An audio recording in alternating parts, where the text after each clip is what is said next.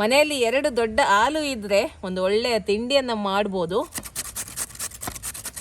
Hi ಎಲ್ಲರಿಗೂ, ಇವತ್ತು ನಾನು 2 ಆಲೂಗಡ್ಡೆಯಿಂದ ಹೊಸ ರೀತಿಯ ತಿಂಡಿಯನ್ನ ಮಾಡಿ ತೋರಿಸ್ತೇನೆ. ಮನೆಯವರಿಗೆಲ್ಲರಿಗೂ ಈ ತಿಂಡಿಯನ್ನ ಮಾಡಿ ಕೊಡ್ಬೋದು ಕೇವಲ 2 ಆಲೂಗಡ್ಡೆ ಇದ್ದರೆ. ಹಾಗೂ ಈ ತಿಂಡಿಯನ್ನ ನೀವು 2 ತಿಂಗಳು ಅಥವಾ 3 ತಿಂಗಳವರೆಗೆ ನೀವು ಇದನ್ನ ಸ್ಟೋರ್ ಮಾಡಿ ಕೂಡ ಇಡಬಹುದು. ಹಾಗಾದ್ರೆ ಇದನ್ನ ಯಾವ ರೀತಿ ಮಾಡೋದು ಅಂತ ನೋಡುವ. ಅದಕ್ಕಿಂತ ಮುಂಚೆ ನನ್ನ ರೆಸಿಪೀಸ್ ಎಲ್ಲ ನಿಮ್ಗೆ ಇಷ್ಟ ಆಗ್ತಾ ಇದ್ರೆ ವಿಡಿಯೋಗೊಂದು ಲೈಕ್ ಕೊಡಿ. ಹಾಗೆ ವಿಡಿಯೋವನ್ನ ಫ್ರೆಂಡ್ಸ್ ಜೊತೆ ಫ್ಯಾಮಿಲಿ ಜೊತೆ ಎಲ್ಲ ಶೇರ್ ಮಾಡಿ. ಹಾಗೆ ಚಾನಲ್ ಅನ್ನ ಫಸ್ಟ್ ಟೈಮ್ ನೋಡ್ತಾ ಇರೋದಾದ್ರೆ ಪ್ಲೀಸ್ ಸಬ್ಸ್ಕ್ರೈಬ್ ಮಾಡಿ, ಫಾಲೋ ಮಾಡಿ, ನನಗೆ ಸಪೋರ್ಟ್ ಮಾಡಿ. ಮನೆಯಲ್ಲಿ 2 ದೊಡ್ಡ ಆಲು ಇದ್ರೆ ಒಂದು ಒಳ್ಳೆಯ ತಿಂಡಿಯನ್ನ ಮಾಡಬಹುದು. ಮನೆಯವರಿಗೆಲ್ಲರಿಗೂ ಈ ತಿಂಡಿ ಆಗುತ್ತೆ.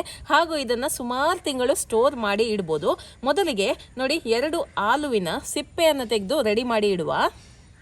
2 ದೊಡ್ಡ ಸೈಜ್ ಆಲು ಸಾಕಾಗ್ತದೆ.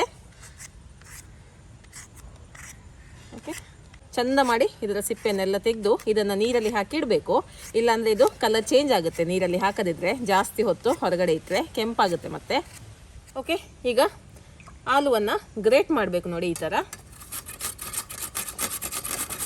2 ಆಲುವನ್ನು ಕೂಡ ಗ್ರೇಟ್ ಮಾಡಿ ಇಡುವ.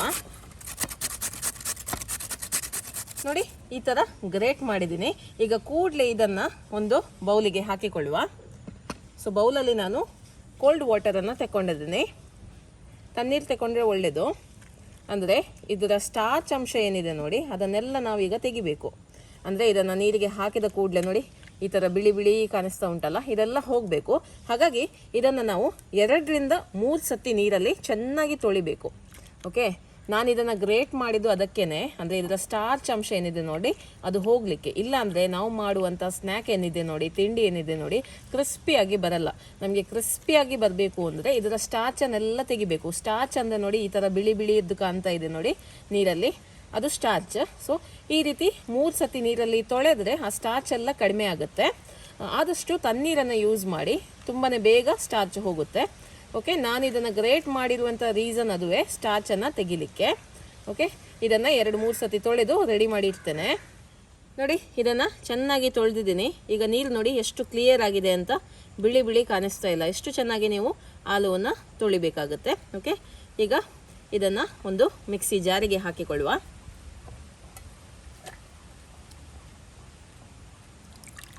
ನೀವು ಅಂದ್ಕೊಳ್ಬೋದು, ಇದನ್ನು ಮಿಕ್ಸಿ ಜಾರಿಗೆ ಹಾಕೋದಾದರೆ ಚಿಕ್ಕ ಚಿಕ್ಕದಾಗಿ ಕಟ್ ಮಾಡ್ಬೋದಲ್ಲ, ಇದನ್ನು ಗ್ರೇಟ್ ಯಾಕೆ ಮಾಡಿದ್ದು ಅಂತ.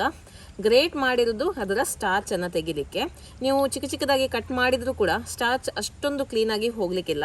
ಹಾಗಾಗಿ ನಾನು ಇದನ್ನು ಗ್ರೇಟ್ ಮಾಡಿರೋದು. ಮತ್ತು ಗ್ರೇಟ್ ಮಾಡಿದರೆ ನಿಮಗೆ ನೀರು ಕಡಿಮೆ ತಗೊಳ್ಳುತ್ತೆ ಇದನ್ನು ಗ್ರೈಂಡ್ ಮಾಡಲಿಕ್ಕೆ. ಅಂದರೆ ನಾವು ನೀರು ಹಾಕದೆ ಇದನ್ನು ಗ್ರೈಂಡ್ ಮಾಡಬೇಕು. ಹಾಗಾಗಿ ನಾನು ಇದನ್ನು ಗ್ರೇಟ್ ಮಾಡಿ ತಗೊಂಡದ್ದು. ನೀವು ಇದನ್ನು ಕಟ್ ಮಾಡಿ ಹಾಕಿದರೆ ಸ್ವಲ್ಪ ನಿಮಗೆ ಗ್ರೈಂಡ್ ಮಾಡಲಿಕ್ಕೆ ಕಷ್ಟ ಆಗುತ್ತೆ, ನೀರು ಸ್ವಲ್ಪ ಹೋಗುತ್ತೆ. ಹಾಗಾಗಿ ಇದನ್ನು ಗ್ರೇಟ್ ಮಾಡಿನೇ ನೀವು ತಗೊಳ್ಳಿ, ಆಯಿತಾ. ಓಕೆ, ಈಗ ಇದನ್ನು ನೀರು ಹಾಕದೆ ನಾನು ಗ್ರೈಂಡ್ ಮಾಡಿ ತರ್ತೇನೆ. ನೋಡಿ, ಎಷ್ಟೊಂದು ಈಸಿಯಾಗಿ ರುಬ್ಬಿ ತಂದಿದ್ದೀನಿ ನೋಡಿ. ಒಂದು ಚೂರು ಕೂಡ ನಾನು ನೀರು ಹಾಕಲಿಲ್ಲ.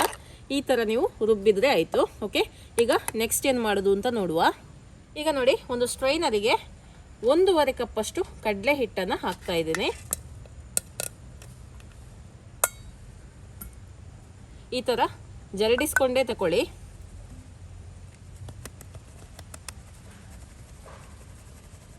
ಈಗ ಇದಕ್ಕೆ ಅರ್ಧ ಟೀ ಸ್ಪೂನ್ ಅಷ್ಟು ಅರಿಶಿಣದ ಪುಡಿಯನ್ನು ಹಾಕ್ತಾ ಇದ್ದೀನಿ.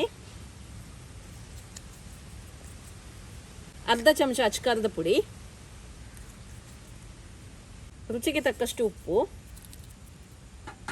2 ಚಮಚದಷ್ಟು ಬಿಳಿ ಎಳ್ಳನ್ನು ಹಾಕ್ತಾ ಇದ್ದೀನಿ. ಅರ್ಧ ಚಮಚದಷ್ಟು ಅಜ್ವೈನ, ಇದನ್ನು ಈ ಥರ ಕೈಯಲ್ಲಿ ಸ್ವಲ್ಪ ಕ್ರಷ್ ಮಾಡಿ ಹಾಕಿಕೊಳ್ಳಿ. ಓಂ ಕಾಳು, 1 ಚಮಚದಷ್ಟು ಶುಂಠಿ ಬೆಳ್ಳುಳ್ಳಿ ಪೇಸ್ಟ್. ಮನೇಲಿ ಸ್ವಲ್ಪ ಹಿಂಗಿದ್ರೆ ಅದನ್ನು ಕೂಡ ಹಾಕ್ಬೋದು ನೀವು. 1 ಚಮಚದಷ್ಟು ಎಣ್ಣೆಯನ್ನು ಹಾಕ್ತಾ ಇದ್ದೀನಿ. ಬಿಸಿ ಮಾಡಬೇಕಂತ ಏನಿಲ್ಲ, ಹೀಗೇ ಹಾಕಿಕೊಳ್ಳಿ. ಜಸ್ಟ್ ಒಮ್ಮೆ ಮಿಕ್ಸ್ ಮಾಡುವ ಇದನ್ನು.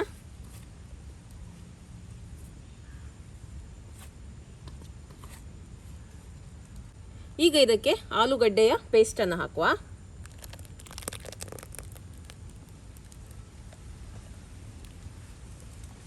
ಒಂದು ಉಂಡೆಯನ್ನು ಮಾಡಬೇಕು. ಚಪಾತಿಗೆ ಯಾವ ರೀತಿ ನಾವು ಉಂಡೆಯನ್ನು ಮಾಡ್ತೀವಿ ನೋಡಿ, ಅದೇ ರೀತಿ ಉಂಡೆಯನ್ನು ಮಾಡಿದರೆ ಆಯಿತು. ಓಕೆ, ನಿಮಗೆ ಹಿಟ್ಟು ಸ್ವಲ್ಪ ತೆಳುವಾಯಿತು ಅಂತ ಅನಿಸಿದರೆ ನೀವು ಇದಕ್ಕೆ ಕಡಲೆ ಹಿಟ್ಟನ್ನು ಸೇರಿಸ್ಬೋದು. ನಾನೀಗ 1.5 ಕಪ್ಪಷ್ಟು ಕಡಲೆ ಹಿಟ್ಟನ್ನು ಹಾಕಿದ್ದೀನಿ. ಓಕೆ, ಈಗ ಇದನ್ನು ಉಂಡೆ ಮಾಡಲಿಕ್ಕೆ ಆಗ್ತಾ ಇಲ್ಲ, ಹಾಗಾಗಿ ಇದಕ್ಕೆ ಸ್ವಲ್ಪ ಕಡಲೆ ಹಿಟ್ಟನ್ನು ಸೇರಿಸ್ತೀನಿ. ನೋಡಿ, ಸ್ವಲ್ಪ ಹಿಟ್ಟನ್ನು ಹಾಕ್ತಾ ಇದ್ದೀನಿ, ನೋಡಿಕೊಂಡು ಹಾಕಿದರೆ ಆಯಿತು. ಹಿಟ್ಟನ್ನು ಹಾಕಿ ಒಂದು ಉಂಡೆಯನ್ನು ರೆಡಿ ಮಾಡುವ. ಅರ್ಧ ಕಪ್ಪಷ್ಟು ಹಾಕಿದ್ದೀನಿ, ಟೋಟಲಿ 2 ಕಪ್ಪಷ್ಟು ಕಡಲೆ ಹಿಟ್ಟು ಯೂಸ್ ಆಗಿದೆ ನನಗೆ. ನೋಡಿ, ಈಗ ನೀವು ಅಂದ್ಕೊಳ್ಬೋದು ಇದು ಹಿಟ್ಟು ಉಂಡೆ ಕಟ್ಟಲಿಕ್ಕೆ ಬರ್ತಾ ಇಲ್ಲ ಅಂತ ಹೇಳಿ. ಪರವಾಗಿಲ್ಲ, ಇದನ್ನು 5 ನಿಮಿಷ ಹೀಗೇನೆ ನಾವು ಇಡುವ, ಮತ್ತೆ ಏನು ಮಾಡೋದು ಅಂತ ಹೇಳ್ತೇನೆ. ನೋಡಿ, ಈಗ ಸುಮಾರು 5 ನಿಮಿಷ ಆಗಿದೆ. ಈಗ ಇದಕ್ಕೆ ನಾನು ಒಂದು ಅರ್ಧ ಟೀ ಸ್ಪೂನ್ ಅಷ್ಟು ಎಣ್ಣೆಯನ್ನು ಹಾಕ್ತಾ ಇದ್ದೀನಿ ಮೇಲಿಂದ, ಹಾಗೆ ಕೈಗೆ ಸ್ವಲ್ಪ ಎಣ್ಣೆಯನ್ನು ಹಾಕ್ತಾ ಇದ್ದೀನಿ. ಓಕೆ, ಈಗ ಹಿಟ್ಟನ್ನು ಮಿಕ್ಸ್ ಮಾಡುವ. ಈಗ ತುಂಬ ಸುಲಭದಲ್ಲಿ ಹಿಟ್ಟು ಮಿಕ್ಸ್ ಆಗುತ್ತೆ. ನೋಡಿ, ಈ ಥರ ಮಿಕ್ಸ್ ಮಾಡಿ ಉಂಡೆಯನ್ನು ಮಾಡಿದರೆ ಆಯಿತು. ತುಂಬ ಸುಲಭದಲ್ಲಿ ಆಗುತ್ತೆ. ಸೊ ಹಿಟ್ಟು ನಿಮಗೆ ಉಂಡೆ ಮಾಡಲಿಕ್ಕೆ ಬಾರದಿದ್ದರೆ ಒಂದು 5 ನಿಮಿಷ ಅದನ್ನು ಇಟ್ಟು ಮತ್ತೆ ಕೈಗೆ ಸ್ವಲ್ಪ ಎಣ್ಣೆ ಹಾಗೂ ಹಿಟ್ಟಿಗೆ ಸ್ವಲ್ಪ ಎಣ್ಣೆಯನ್ನು ಹಾಕಿ ಈ ಥರ ನೀವು ಉಂಡೆನ ಮಾಡ್ಬೋದು. ನೋಡಿ, ಇದು ಒಳ್ಳೆ ಸಾಫ್ಟ್ ಆಗಿರಬೇಕು, ತುಂಬ ಗಟ್ಟಿಯಾಗಿ ನೀವು ಮಾಡಲಿಕ್ಕಿಲ್ಲ. ಈ ಉಂಡೆಯನ್ನು ಇಷ್ಟಿದ್ರೆ ಸಾಕು, ತುಂಬಾ ಸಾಫ್ಟ್ ಆಗಿದೆ, ಕರೆಕ್ಟಾಗಿದೆ. ಸ್ವಲ್ಪ ಮೇಲ್ಗಡೆಯಿಂದ ಚೂರು ಎಣ್ಣೆ ಹಾಕಿ ಇಡ್ತೇನೆ. ಓಕೆ, ಈಗ ನೆಕ್ಸ್ಟ್ ಏನು ಮಾಡೋದು ಅಂತ ನೋಡುವ. ನೋಡಿ, ಒಂದು ಸ್ಟೀಲ್ ಪ್ಲೇಟಿಗೆ ಎಣ್ಣೆಯನ್ನು ಒಳ್ಳೆ ರೀತಿಯಲ್ಲಿ ಒರೆಸಿ ಇಟ್ಕೊಳ್ಳಿ. ಓಕೆ, ಹಾಗೆ ನೋಡಿ, ಇಲ್ಲಿ ನಾನು ಚಕ್ಲಿ ಮೇಕರನ್ನು ತಗೊಂಡಿದ್ದೀನಿ. ಇದಕ್ಕೆ ನೋಡಿ ಈ ಥರದ್ದು ಪ್ಲೇಟನ್ನು ಹಾಕಿದ್ದೀನಿ, ಸ್ಟಾರ್ ಇರುತ್ತೆ ನೋಡಿ, ಇದನ್ನು ಹಾಕಿದ್ದೀನಿ. ಓಕೆ, ಇದರೊಳಗೆ ಎಣ್ಣೆಯನ್ನು ಒಳ್ಳೆ ರೀತಿಯಲ್ಲಿ ಈ ಥರ ಗ್ರೀಸ್ ಮಾಡಬೇಕು. ಓಕೆ, ಈಗ ರೆಡಿ ಮಾಡಿಟ್ಟಿರುವಂಥ ಹಿಟ್ಟನ್ನು ನೋಡಿ ಇದರೊಳಗೆ ಹಾಕುವ. ಈ ಥರ ಮಾಡಿ ಇದರೊಳಗೆ ಹಾಕಿ ಕ್ಲೋಸ್ ಮಾಡುವ.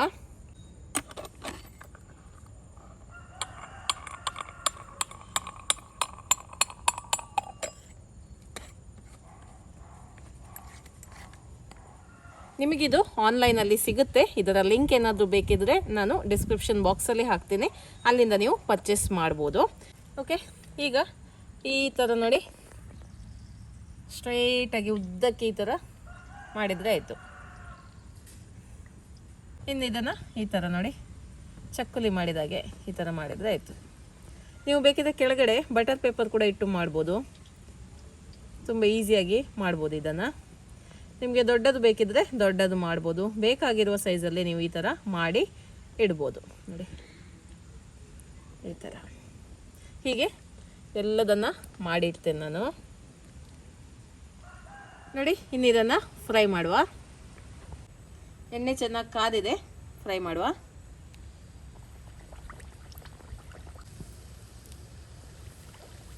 ಫಸ್ಟಿಗೆ ಫ್ಲೇಮ್ ಹೈಯಲ್ಲಿ ಇರಬೇಕು. ಪೂರ್ತಿಯಾಗಿ ಹಾಕಿದ ನಂತರ ಮೀಡಿಯಮಲ್ಲಿ ಇಟ್ಟು ಫ್ರೈ ಮಾಡ್ಕೊಳ್ಳಿ.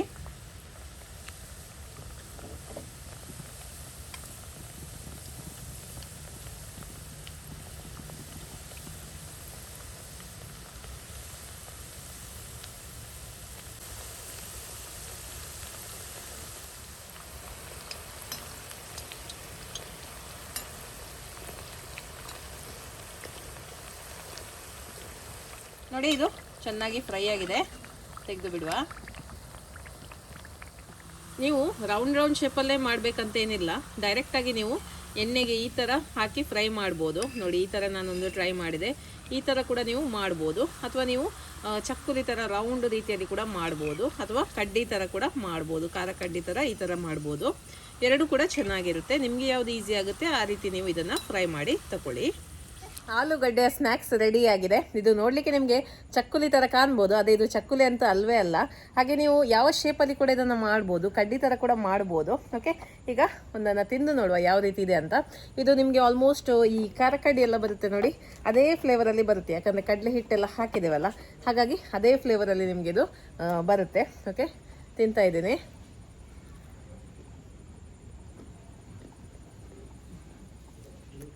ಹೊರಗಡೆ ಕ್ರಿಸ್ಪಿ ಉಂಟು, ಹಾಗೆ ಒಳಗಡೆ ಸಾಫ್ಟ್ ಉಂಟು. ಸೇಮ್ ನಿಮಗೆ ಖಾರ ಕಡ್ಡಿ ತಿಂದ ಅದೇ ಟೇಸ್ಟ್ ಬರುತ್ತೆ ನಿಮಗೆ. ಹಾಗೆ ಇದರಲ್ಲಿ ಆಲೂಗಡ್ಡೆ ಫ್ಲೇವರ್ ಕೂಡ ಬರ್ತಾ ಉಂಟು.